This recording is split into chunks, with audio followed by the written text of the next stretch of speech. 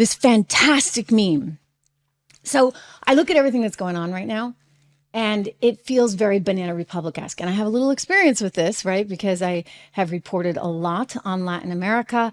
I am well versed in the politics and the economics and the economic challenges that these emerging market countries face. In fact, my first job right out of school was actually at Goldman Sachs. I was working on the sovereign debt desk, fixed income. So we were trading Argentina, Mexico, Brazil, and Venezuela. I almost missed one.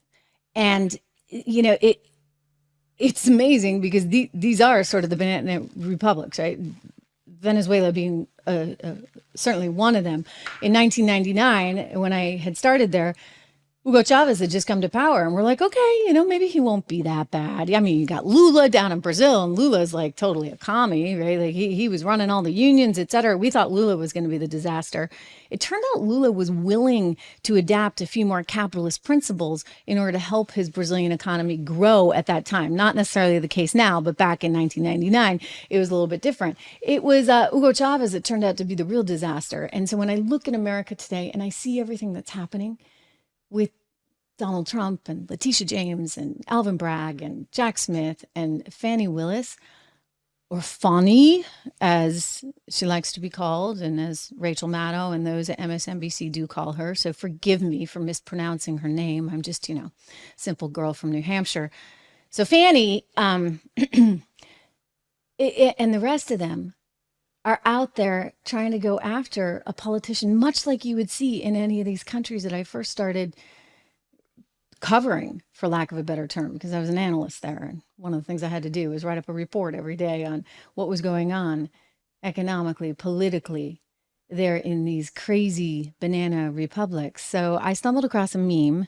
Actually, this was our friend Mike, right? True, Mike, who sent this out in his daily note. I think he's on vacation right now, but one of our friends sends a little note around, and this was terrific because he's got a meme that he found. I guess this is via a guy named Simon Conway, and I love it.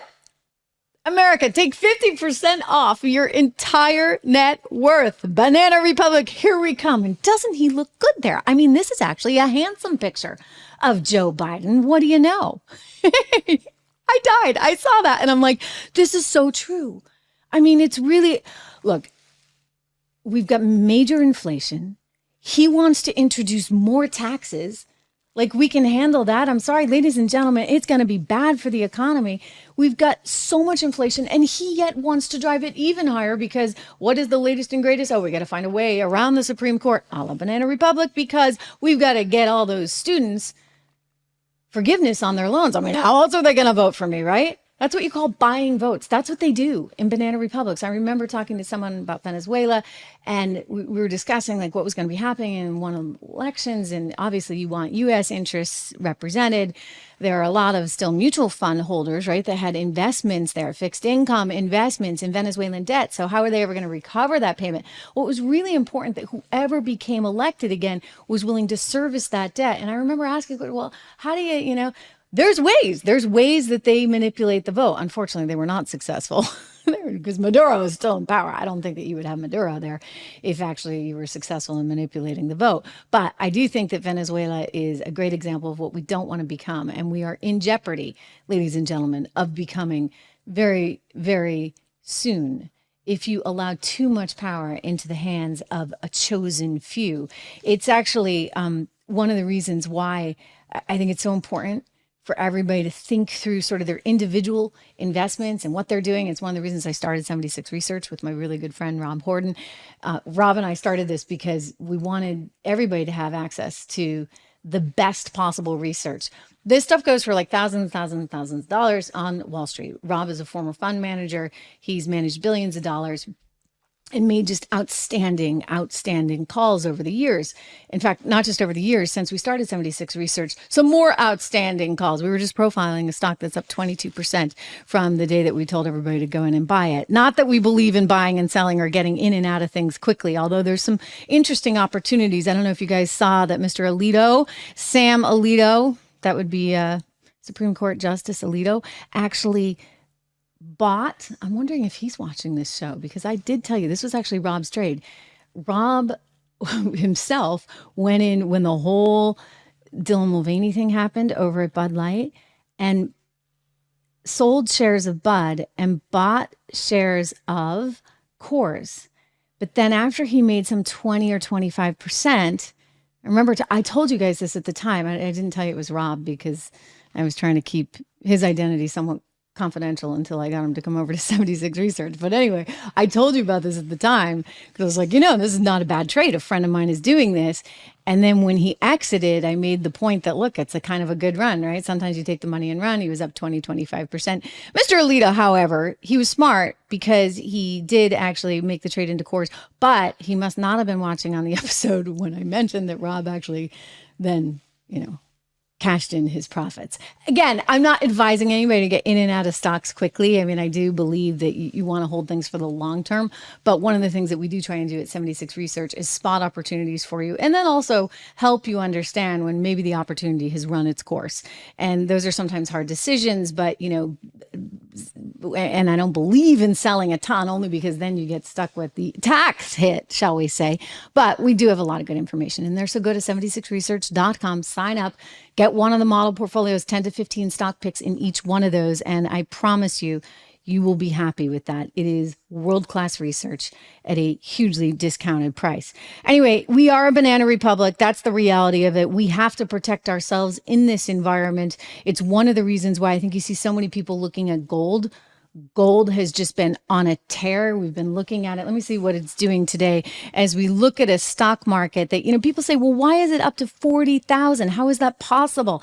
Why is the market on fire? Well, there's inflationary forces. Don't kid yourself, in the market as well. And so part of that comes into being. We're just below 40,000 at this moment, and gold is $2,428 an ounce. I mean, that is incredible.